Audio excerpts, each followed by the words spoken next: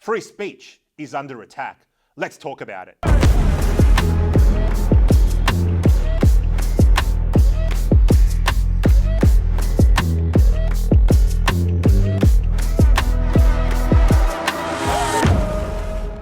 If you were to believe Anthony Albanese, Elon Musk is the greatest threat to Australian democracy since Lucifer himself fell from heaven.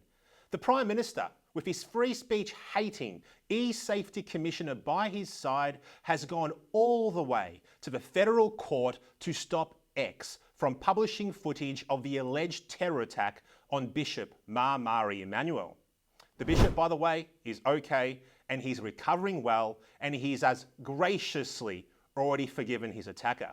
We are told that the footage is too distressing for us to see. We are told watching it will create too much disagreement between people in the community. Oh, the irony, it's thick.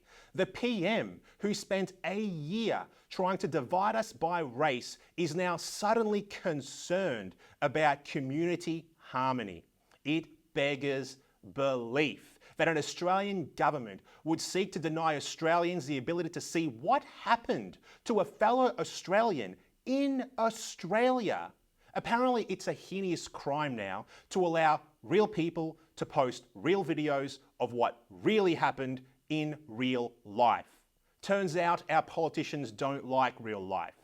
I, a politician, posted that video, along with a 7-minute monologue explaining my thoughts on the incident.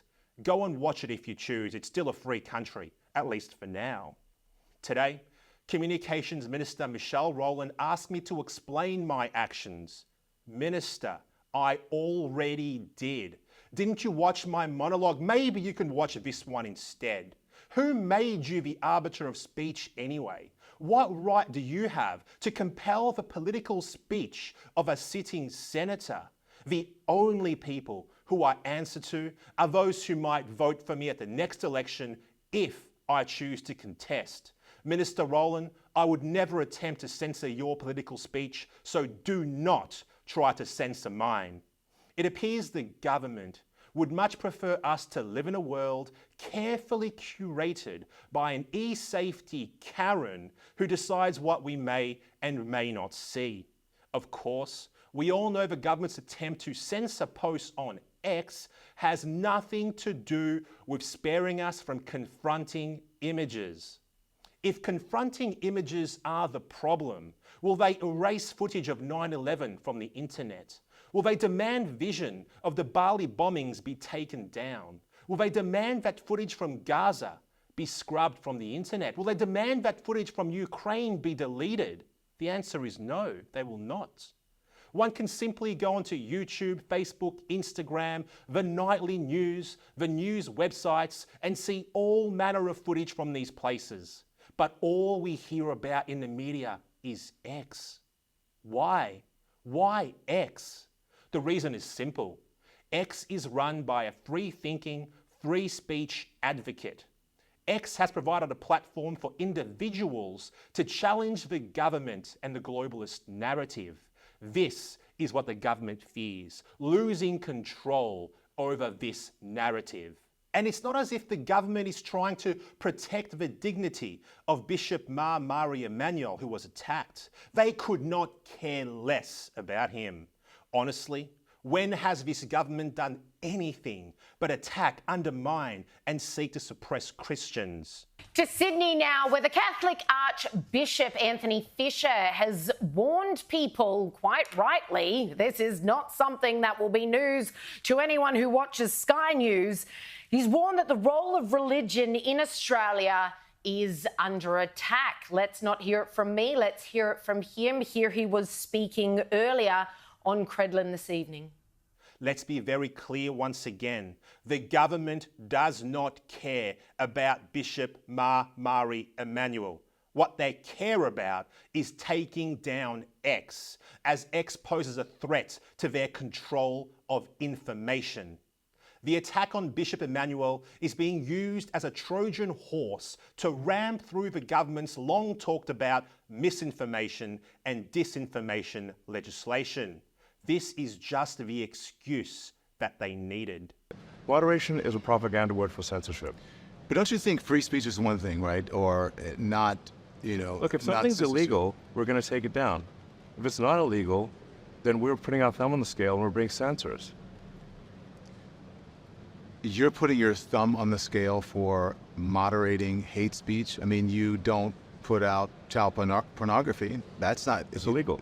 Some people would say that's considered censorship. I'm just saying, you... No, I literally, Don, I literally said, if something is legal, okay, we will obviously remove it. Okay. But if it is not legal, the laws in this country are put forward by the citizens. We're a democracy. If those laws are put in place by the people, we adhere to those laws. Okay, And we adhere to the agree. laws of others. If you go beyond the law, you're actually going beyond the will of the people. Okay, agreed. With the law. The laws, what you're suggesting is censorship that goes beyond the law. And what I'm saying is that we, I guess, have a disagreement, because I do not believe in censorship that goes beyond the law, and you do. We have a difference of opinion in that regard. I think we have a responsibility to adhere to the law, and if people want the law changed, they should talk to their elected representative and get the law changed, and then we will adhere to the law. Okay. But if you want us to go beyond the law, that is us deciding to be censors. So, And I'm against censorship. I'm in favor of freedom of speech. Yeah. And freedom of speech only is relevant when people you don't like say things you don't like. Otherwise, it has no meaning. And here, of course, is the other great irony. If the government was really concerned about misinformation, they'd be demanding that Elon Musk censor them and not the other way around. It's the government that insists a man can become a woman by simply declaring himself to be one. It's the government that insists that renewables are the cheapest form of energy, even as our power bills are going up. It's the government that insists we are in a climate crisis so bad it has to be labelled as global boiling, even as Adelaide this week recorded its coldest April morning in 9 months. It's the government that told us the vaccine was safe and effective when it wasn't. It's the government that told us to wear masks when masks proved to be completely ineffective in stopping COVID, and in some cases made people's breathing worse. It's the government that told us they would legislate stage 3 tax cuts exactly as planned, only to go and change them. It's the government that paid Tim Flannery to tell us that the east coast of Australia would be in a permanent state of drought. And even the rain that fell would not be enough to fill our dams, right before dams in Brisbane and Sydney overflowed, flooding thousands of homes. It's the government that told us the Uluru Statement from the Heart was only 1 page long when the full version was actually 26 pages long. It's the government that told us young people would benefit from the COVID vaccine when they didn't. It's the government that told us that they would save us $275 on our power bills if we voted for them. We're still waiting.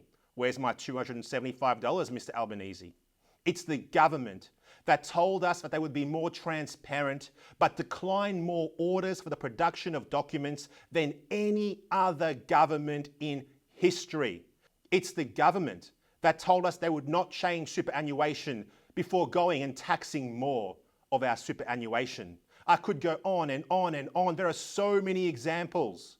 The greatest purveyor of misinformation is the government, especially this one.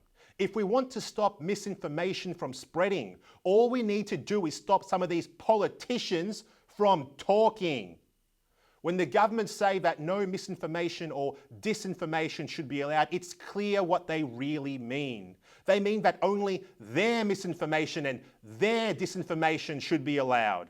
In ancient Greece, free speech was the right and privilege of free men. It was recognized as essential for the survival of democracy. The only people denied free speech were slaves. Slaves were not allowed to speak freely. Well, governments around the Western world are trying to turn us all into slaves. Rather than continue the progress of the Enlightenment, governments are trying to frog march us back to the Dark Ages, where our speech is restricted, our thoughts are limited, and we are easily controlled. It is exactly the future that George Orwell warned us about. He wrote that the last and most important command of the party would be disregarding what we could see with our own eyes and what we could hear with our own ears. We are living in Orwell's 1984. It should not be difficult to see why governments around the world want to clamp down on free speech. They are horrified that their half-truths and their deceit can be called out publicly by anyone in real time. Former New Zealand Prime Minister Jacinda Ardern famously insisted that she and her government should be New Zealand's sole source of truth. In other words, no one should listen to anyone but her. Our own e-safety commissioner spoke at the World Economic Forum, where she said that we would need to recalibrate what freedom of speech means. The e-safety commissioner and the government are hell-bent on deciding what you can and you can't see. They have even demanded X remove content globally. This is clearly a dangerous precedent. Elon Musk responded with the following. Our concern is that if any country is allowed to censor content for all countries, which is what the Australian e-safety commissar is demanding, then what is stopping any country from controlling the entire internet? The desire to muzzle free citizens is not only strong in the Labor Party, and the totalitarian instinct is not only strong in places like Beijing. Liberal leader Peter Dutton has announced he will support the government's misinformation and disinformation laws. Well, of course he will. They were, after all, originally proposed by former Liberal Communications Minister Paul Fletcher during the Morrison government's term in office. Politicians the world over are on a unity ticket when it comes to curtailing free speech, whether in Scotland, America, Canada, Brazil, or here in Australia. Politicians would have us believe that Elon Musk's Twitter platform is the cause of all our problems. Guess what?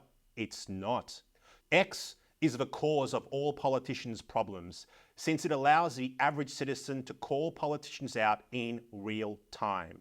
They don't like it, so they're trying to shut it down.